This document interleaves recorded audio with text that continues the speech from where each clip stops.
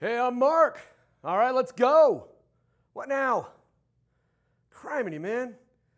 You are not the sharpest knife in the drawer, are you? Right, let's go. Sit down. Let's go to work. Get that door closed. Why? Because I'm a history teacher and I'm going rogue. Now, last time we were together, we were discussing the two made-for-TV movies that came out in 1983, responses to the nuclear arms race that was driven by the Cold War. Yes, correct. Special Bulletin and The Day After. Today, let's look at another made-for-TV movie about the effects of a nuclear war. Oh God, don't be Threads. Don't be Threads.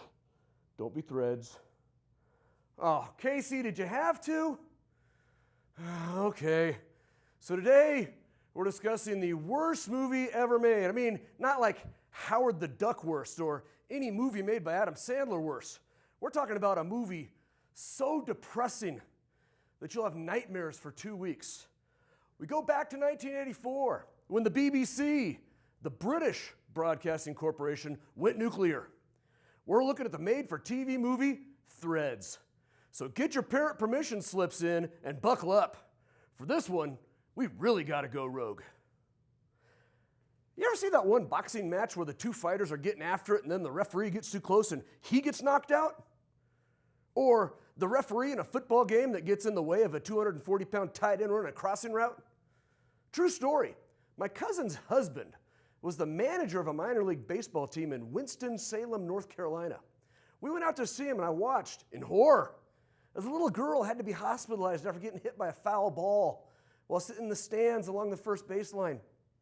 All of these cases, individuals not part of the main action are injured, sometimes severely, just because they're there.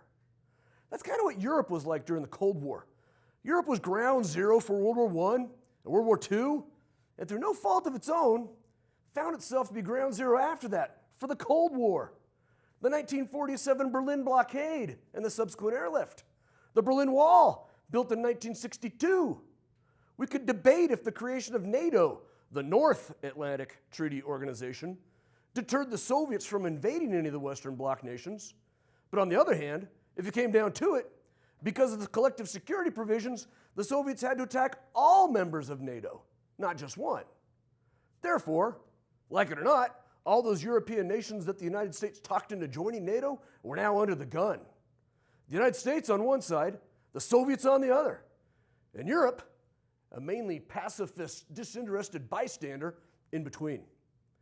That geopolitical fact set the stage for the BBC movie Threads. Threads is a British-made TV movie that aired on the BBC on September 23rd, 1984. The film is set in Sheffield, England's fourth largest city, and a center of steel and chemical manufacturing. This is the story about Billy Joe and Bobby Sue, two young lovers with nothing better to do. I'm sorry, Jimmy and Ruth. I digress. Ruth is pregnant with Jimmy's and her, is it her or is she? Right? English teacher gone rogue.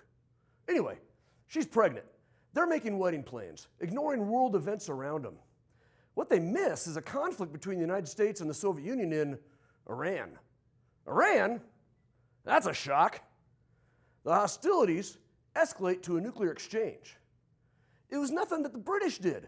Nevertheless, a Soviet nuke goes off over a Royal Air Force base north of Sheffield, and the population of the city watches in horror.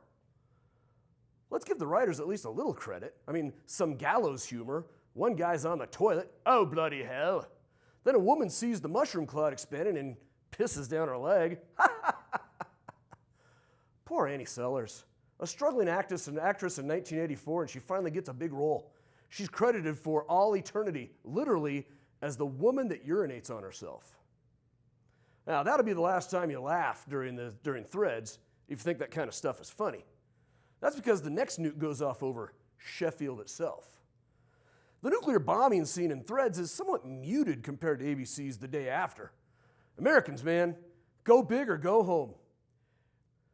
Threads was more interested in the story. The bomb has to go off, but they don't depend on declassified material or people dissolving into skeletons or the big money effects that the American Broadcasting Corporation used in The Day After. Threads shows a disjointed montage of devastation. A mom realizing that her young son is out in the yard and frantically calling for him, just as the screen turns white. Buildings are blown apart before Sheffield is consumed by the ensuing fireball. One of the buildings in Sheffield is a Montgomery Ward. Hey, isn't that the store that used to have the lunch counters? I mean, how would that date go? Enjoying your Reuben sandwich and suddenly the women's department comes screaming towards you at 1,000 feet per second? Death by bustier. And E.T. should have phoned home sooner. After the attack, Ruth emerges from the devastation and walks through the ruins of Sheffield and, oh God, Thread takes the viewer into the gut-wrenching world of post-apocalyptic England. And you thought pre-apocalyptic England was bad. Smoke is still rising from the damage, incinerated cars, toys, human corpses, the thing that the day after neglected. The most disturbing part of the montage is a woman holding what looks to be the charred remains of a baby, either hers or somebody else's. She stares vacantly at the camera, a long take that grows more and more disturbing as the moments on screen pass. 6 seconds, 7 seconds. Stop looking at me. 8 seconds, 9 seconds. Alongside the drama, the producers present statistical data teletyped onto the screen throughout the film to further educate the viewer. Like we need more education. By the time the exchange is over, deaths in the UK are between 12 and 30 million, and 2/3 of housing is destroyed. Those that seek help in hospitals find no electricity, no running water, no sanitation, and no supplies. Lacking fuel and manpower to bury the dead, disease spreads quickly. After the strike, Ruth tries to piece her life back together. Where the day after only shows the aftermath of only a few days after, hence the name of the film, Threads follows survivors through the next few decades. Thousands of explosions worldwide have lifted thousands of tons of radioactive dirt, dust, and soot into the atmosphere, which blankets the Earth, cooling the atmosphere into a nuclear winter, killing more of the weak. In the fall, survivors harvest what they can, grown without sunlight, fertilizer, or fuel, tended by hand. The government becomes dictatorial in its efforts to keep order and feed the population on its limited supply. Black-clad, helmeted, Darth Vader-looking thugs police food distribution. Mass hunger leads to rioting. Criminals are dealt with harshly.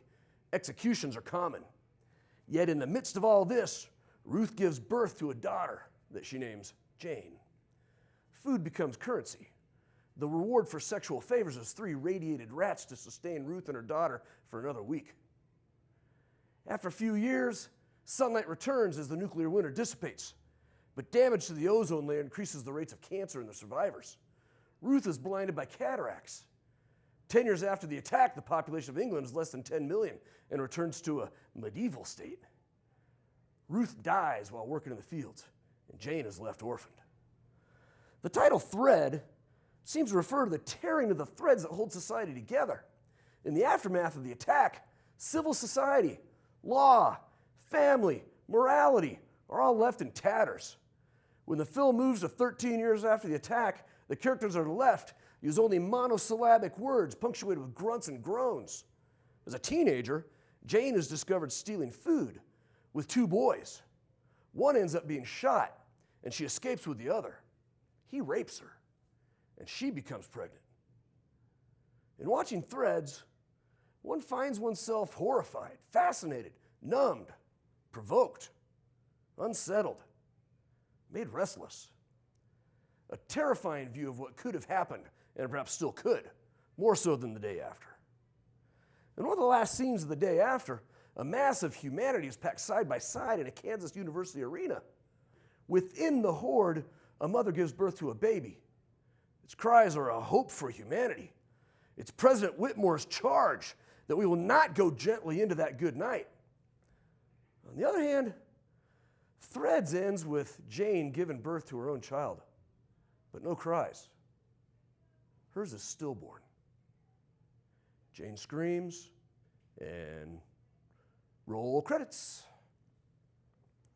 Right, how about we end with something a little more hopeful? You know, Tsutomu Yamaguchi was getting off of a tram on August 6, 1945, while on a business trip in Hiroshima. He told a British newspaper, As I was walking along, I heard the sound of a plane. Just one. I looked up in the sky and saw the B-29, and it dropped 2 parachutes. I was looking up into the sky at them, and suddenly, it was like a flash of magnesium, a great flash in the sky, and I was blown over. Yamaguchi suffered temporary blindness and burns over half his body when the United States dropped the first nuclear bomb on Hiroshima, Japan. Whatever business needed to be done that day suddenly became unimportant, and he went home to Nagasaki. While in an office telling his boss about the ordeal 3 days later, on August 9th, 1945, the United States dropped its second atomic bomb on him. 150,000 people were killed in the bombings of Hiroshima and Nagasaki. Tsutomu Yamaguchi survived both bombings. He lived to the age of 93 years old, dying in 2010. That dude is rogue. Well, I hope you had fun. Yes, I hope that you were moved to your core. The 80s. Comment, like, and subscribe if you were moved. I want to thank my producer, Casey Moulton, and her team of Columbia High School broadcasting students. I'll tell you what, she puts on that headset and she is dialed in. I also want to thank Mr. Brent Allen for letting me borrow his studio here on the campus of Columbia High School. I also want to thank Dave Sundstrom, a mentor of mine in the YouTube community. He's directed a lot of his viewers in my direction. If you haven't seen his channel, he talks about movies, TV, and music from the 60s, 70s, 80s. You know, the good stuff, not threads. And it's a lot lighter than what we just discussed today. This was fun. Well, I don't quit my day job. Remember, I'm Mark Haggard. I'm a history teacher, and I've gone rogue.